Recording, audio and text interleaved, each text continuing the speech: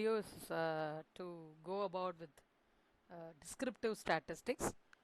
So we all know the difference between the frequency distribution and the descriptive statistics. Frequency distribution speaks about the repeated measures, how many times a particular event has occurred or particular activities have happened, whatever it may be.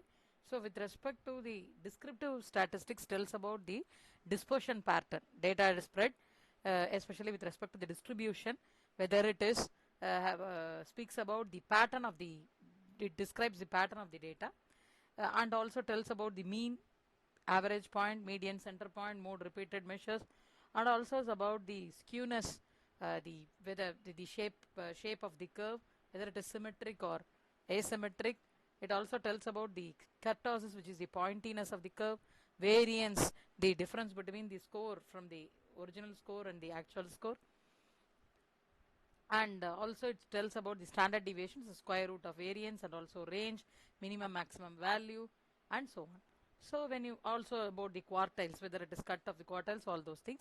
So now when we go to this in SPSS, the frequency distribution itself solves both the frequency table as well as the descriptive statistics.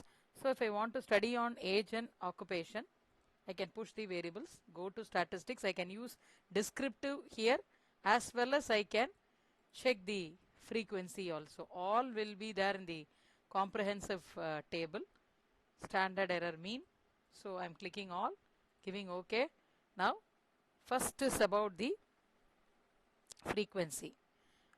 Frequency table about the education, qualification and occupation.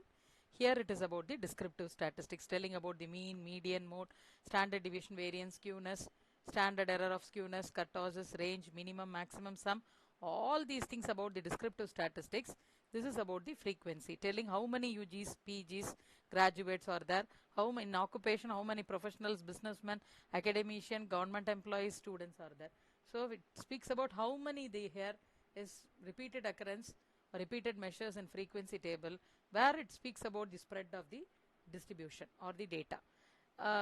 In SPSS, both the things are clubbed together in the frequency.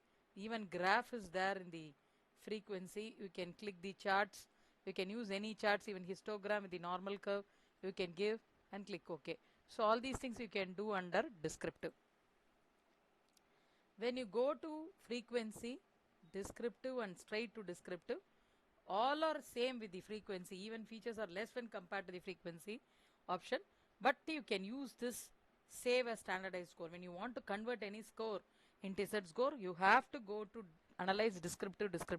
It is an additive feature that is uniquely present in this particular menu. So that's all about the descriptive and frequency